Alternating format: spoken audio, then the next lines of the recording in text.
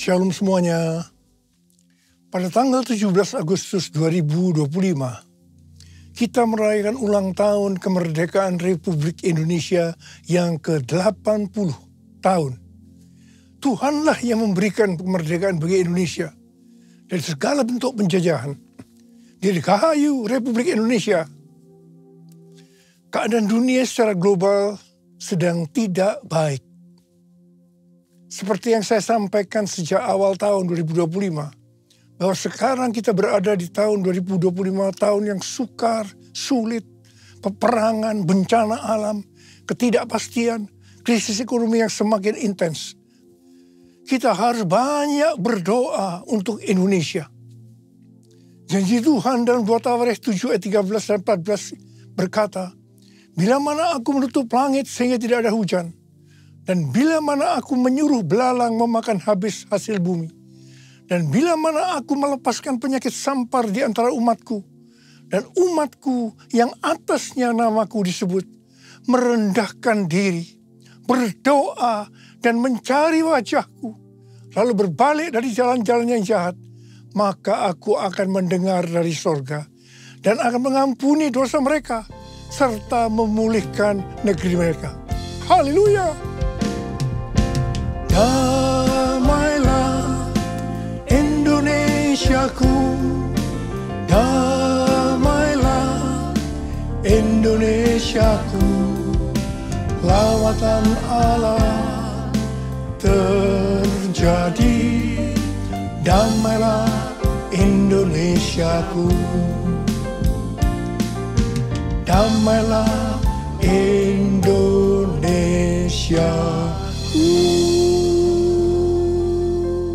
Pada bulan Agustus ini yang merupakan bulan yang bersejarah bagi bangsa Indonesia, Tuhan juga mengingatkan kepada kita yang percaya bahwa kita sudah dimerdekakan dari penjajahan hukum dosa dan hukum maut.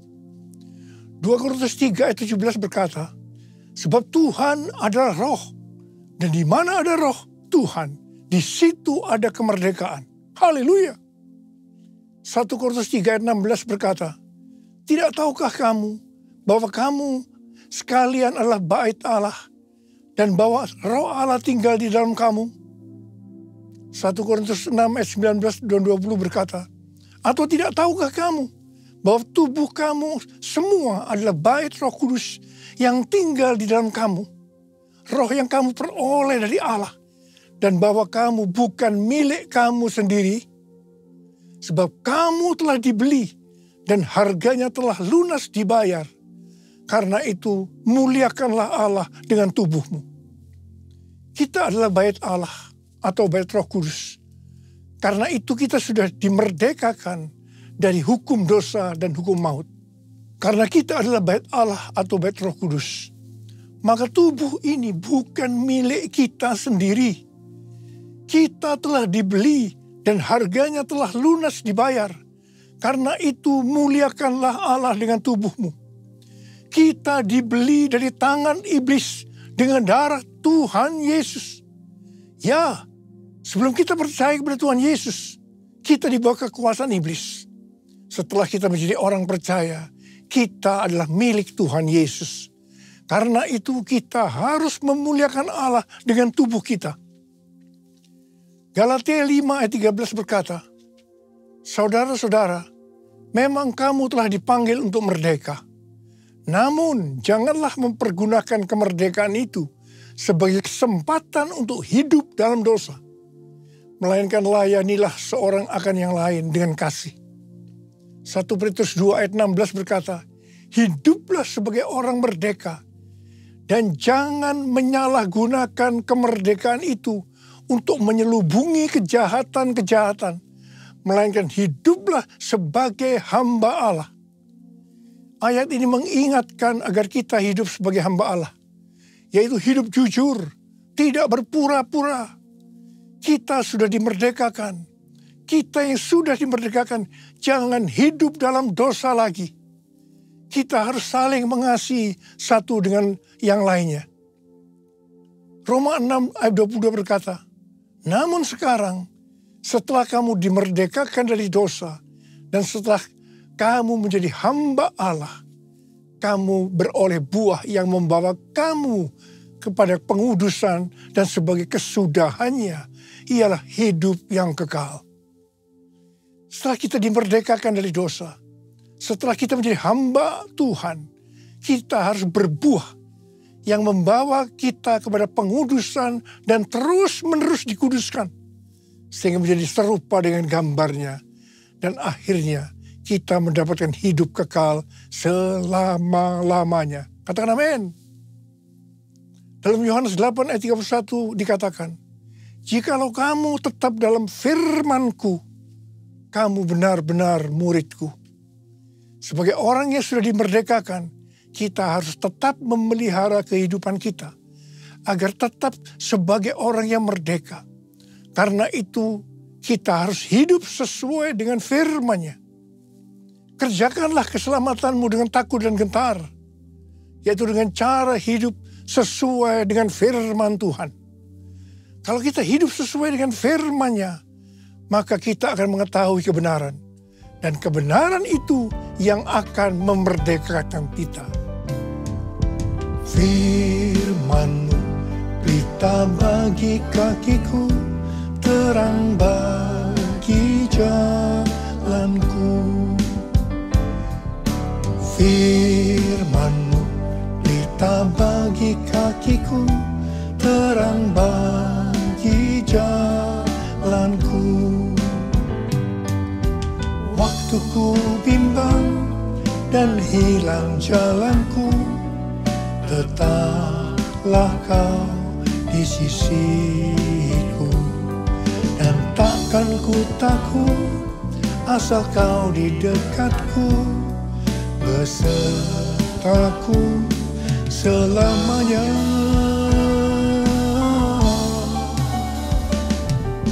Firman-Mu pelita bagi kakiku, terang bagi jalanku, terang bagi jalanku.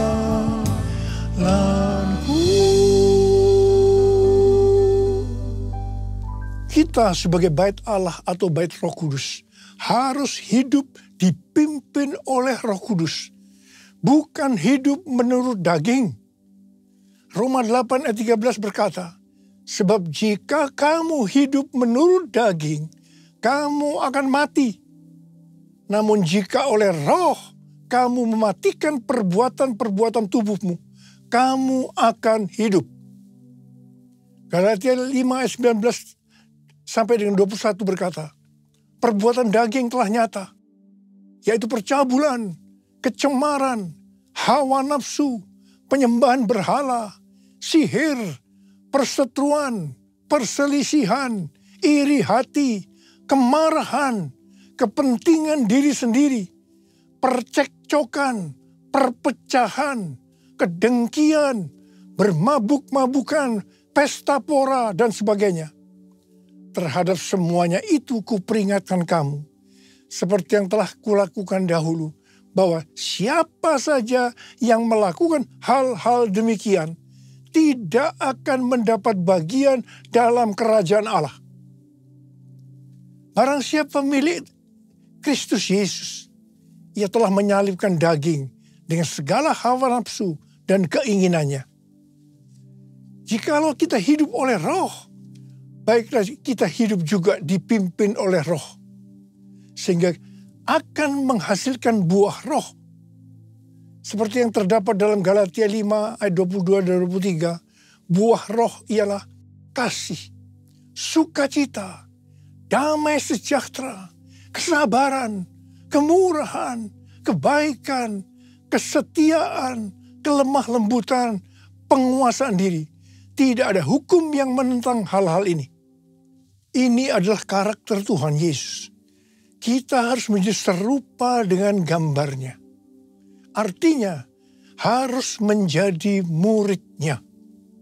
Saudara, goal kita sebagai orang percaya adalah menjadi serupa dengan gambarnya. Artinya kita menjadi muridnya. Tugas utama kita sebagai murid Tuhan Yesus adalah menjadikan semua bangsa menjadi murid.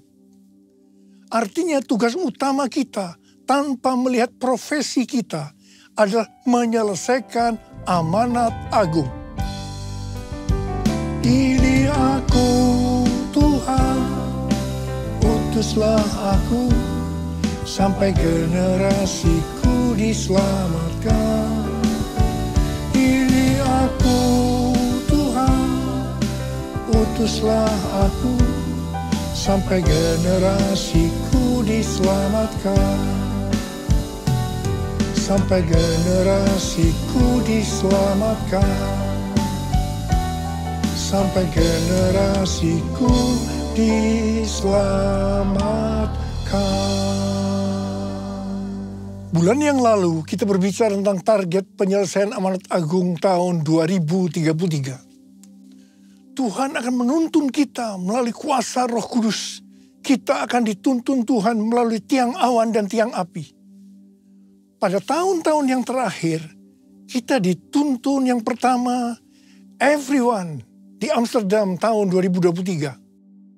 Kemudian yang kedua, everyone Asia di SICC tahun 2024. Yang ketiga, Simposium Pentakosta ketiga di Church of God, Cleveland, Tennessee, tahun 2024.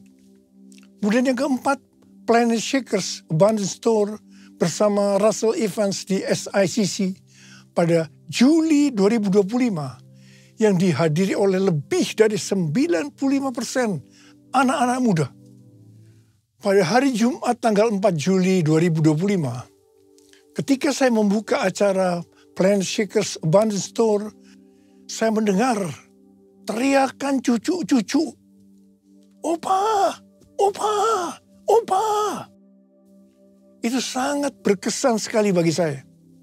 Saya merasakan Tuhan sedang berbicara kepada saya, kamu harus membawa cucu-cucu ini untuk masuk tahun 2033 menyelesaikan amanat agung.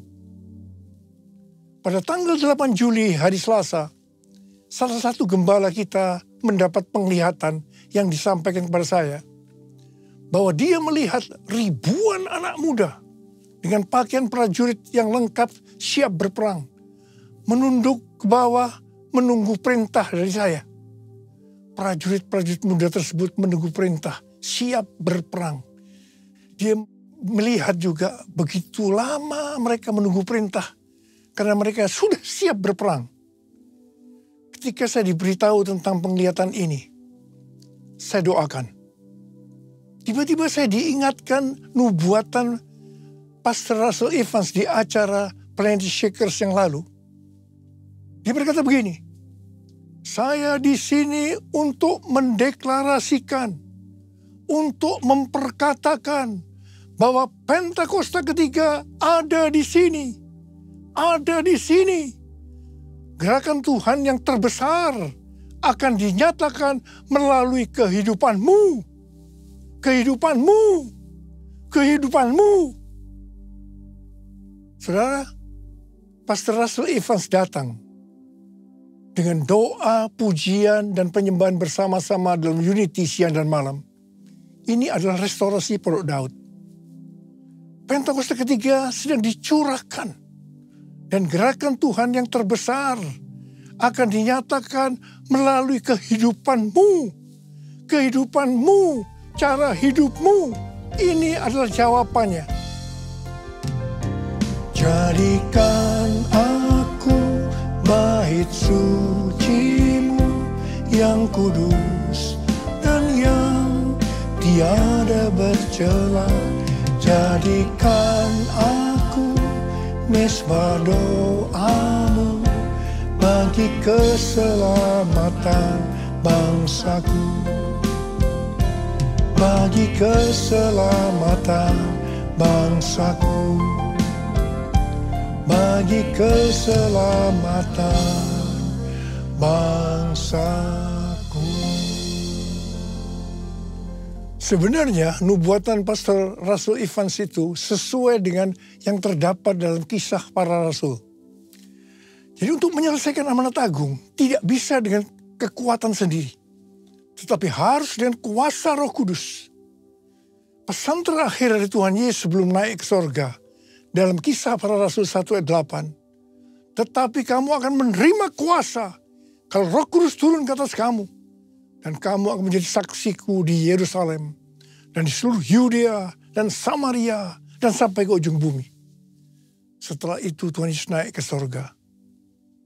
Apa yang dilakukan oleh murid-muridnya?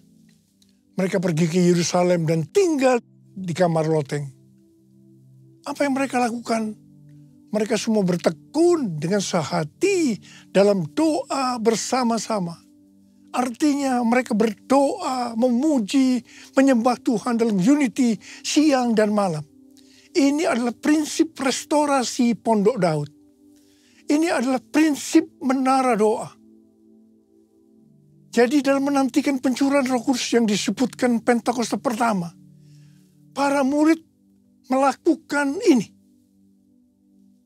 Setelah 10 hari, yaitu pada hari raya Pentakosta, terdengarlah seperti tiupan angin keras.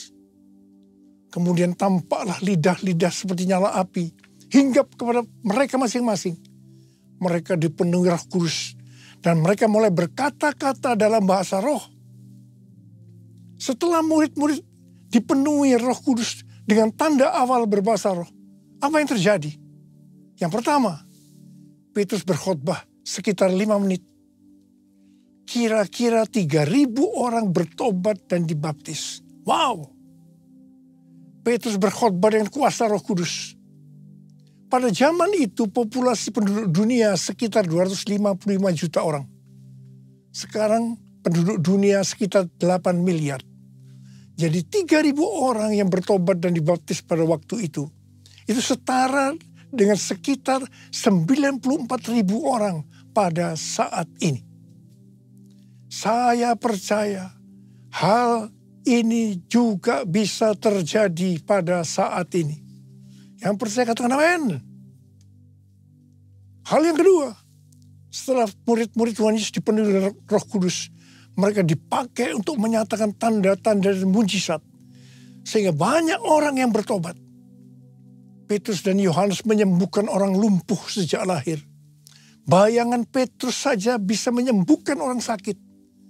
Sapu tangan atau kain yang pernah dipakai Paulus, jika diletakkan pada orang sakit atau yang dirasuk setan, maka orang itu sembuh. Dalam Markus 16 ayat 15 sampai dengan 18, Tuhan Yesus berkata, bahwa kalau kita pergi untuk memberitakan Injil, maka tanda-tanda dan mujizat akan menyertai kita. Saya teringat sejak tahun 2006 sampai dengan tahun 2019, saya diperintahkan oleh Tuhan untuk mengadakan kebaktian kesembuhan ilahi. Selama 13 tahun ini, saya sudah mengadakan 318 kali kebaktian kesembuhan ilahi. Setiap kali berkhotbah, saya pasti memberitakan Injil. Tanda-tanda dan mujizat terjadi. Saya diizinkan Tuhan untuk melihat dan mengalami mujizat seperti yang dilakukan oleh Tuhan Yesus 2000 tahun yang lalu. Hal yang ketiga, setelah murid-murid Tuhan Yesus dipenuhi dengan Roh Kudus, maka cara hidup mereka berubah sehingga banyak orang yang bertobat. Yang pertama, mereka bertekun dalam pengajaran rasul-rasul dan dalam persekutuan. Bagi kita, ini juga bisa diartikan mereka suka membaca Alkitab. Kalau kita suka membaca Alkitab, ini akan menuntun jalan hidup kita. Hidup benar sesuai dengan firman Tuhan. Kita akan menjadi orang yang berintegritas. Dan itu akan membuat orang lain bertobat. Yang kedua, perubahan cara hidup yang membuat banyak orang bertobat adalah mereka selalu berkumpul, memecahkan roti dan berdoa. Ini bisa diartikan mereka hidup dalam unity dan suka berdoa. Hari-hari ini saya melihat melalui menara doa bahwa ada doa, pujian, dan penyembahan dalam unity siang dan malam. Saya percaya kalau Tuhan sudah berikan kepada kita beban untuk berdoa seperti ini, maka ini merupakan tanda bahwa Pentakosta ketiga yang dahsyat akan turun. Dan akan terjadi penuaian jiwa yang terbesar dan yang terakhir sebelum Tuhan Yesus datang kembali. Yang ketiga, perubahan cara hidup jemaat yang membuat banyak orang bertobat, yaitu karena mereka suka memberi, sehingga tidak ada yang berkekurangan. Hari-hari ini Tuhan Yesus menghendaki agar kita suka memberi. Tuhan Yesus berkata dalam Lukas 6 ayat 38, berilah dan kamu akan diberi. Suatu takaran yang baik, yang dipadatkan, yang diguncang, dan yang tumpah keluar akan dicurahkan ke dalam pangkuanmu. Sebab ukuran yang kamu pakai untuk mengukur akan diukurkan kepadamu. Haleluya. Yang keempat, perubahan cara hidup jemaat yang membuat banyak orang bertobat, yaitu mereka selalu bergembira dan dengan tulus hati sambil memuji Allah. Hidup dengan tulus hati artinya hidup sebagai orang yang berintegritas. Jadi perubahan-perubahan yang terjadi dalam cara hidup jemaat yang membuat banyak orang bertobat adalah yang pertama, mereka suka membaca Alkitab. Yang kedua, mereka suka berdoa dan hidup dalam unity. Dan yang ketiga, mereka suka memberi. Dan yang keempat, mereka suka memuji Allah dan bergembira, tulus hati atau hidup berintegritas. Dikatakan dalam Alkitab bahwa mereka disukai semua orang dan tiap-tiap hari jumlah orang yang diselamatkan bertambah. Haleluya! Tuntunan Tuhan untuk menyelesaikan amal tagung dengan target tahun 2033. Yang pertama, kita harus lebih banyak lagi berdoa, memuji, dan menyembah Tuhan dalam unity siang dan malam. Waktu kita melakukan ini, pencurahan Roh Kudus dalam era Pentakosta ketiga ini akan terjadi lebih dahsyat lagi. Itu yang akan membuat cara hidup kita berubah. Perubahan cara hidup kita akan mengakibatkan penuaian jiwa yang terbesar dan terakhir. Dan sesudah itu Tuhan Yesus datang kembali. Haleluya! Mari kita angkat tangan kita di depan Tuhan. Oh God, I worship you. Oh God, I worship you. Be glorified and magnified. Oh God, I worship you. Sekali lagi. Oh God, I worship you. Oh God, I worship you. Be glorified and magnified. Oh God, I worship you. Mari kita berbahasa roh. Urialala bashandara bara bara bara bara bara bara bara. Urialala bara bara bara bara bara bara bara bara bara bara bara. Urala bara bara bara bara bara bara bara bara bara bara. Tuhan urapi kami ya Tuhan. Urapi kami. Curahkan kuasa Roh Kudus. Kuasa, kuasa, kuasa Roh Kudus. Oh terima, terima, terima, terima, terima, terima. Yesus, terima kasih Tuhan. Terima kasih, terima kasih, terima kasih Bapak. Dalam nama Yesus yang berdoa. Amin.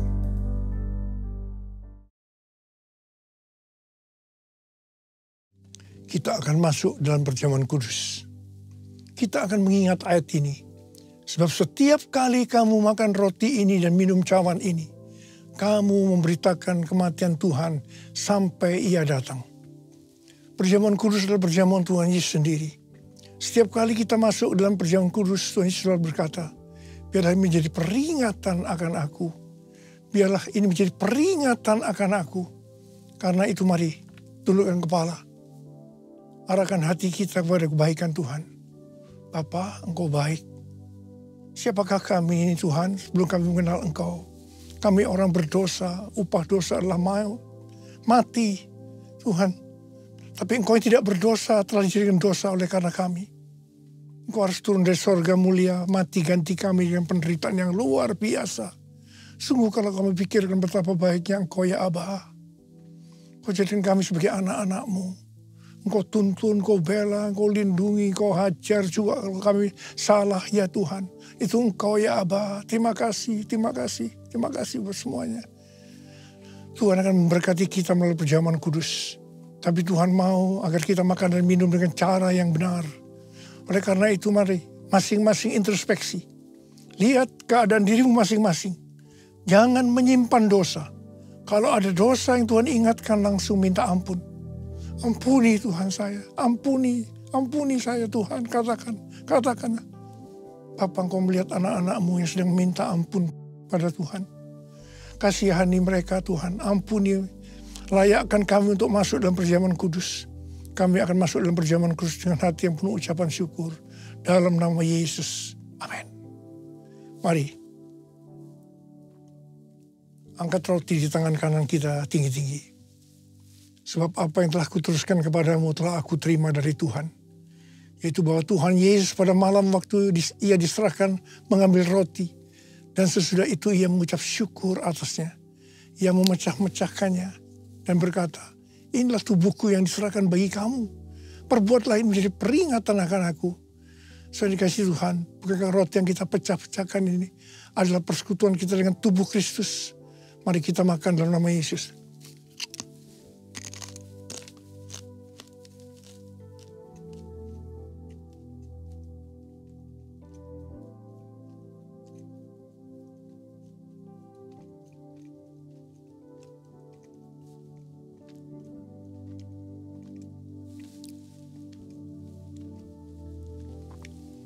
Angkat cawan di tangan kanan kita tinggi-tinggi.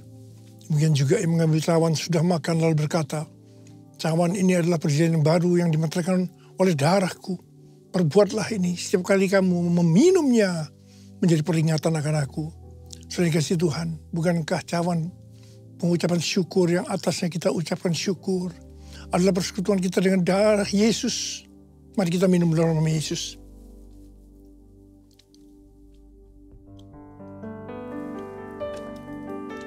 Ucapkan syukur dan terima kasih dengan suara.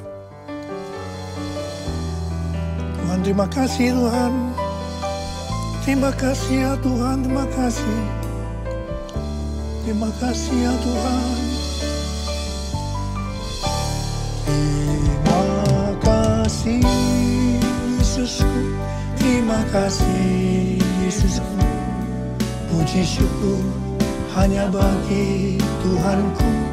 Terima kasih Yesusku, terima kasih Yesusku. Puji syukur hanya bagi Tuhanku. Terima kasih Yesusku, terima kasih Yesusku.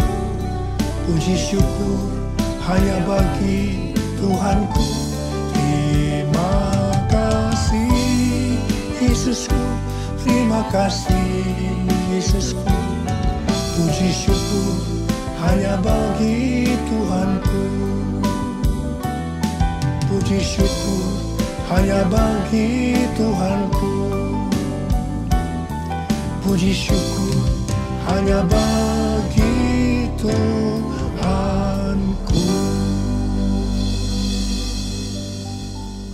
Sekarang terimalah berkat Tuhan.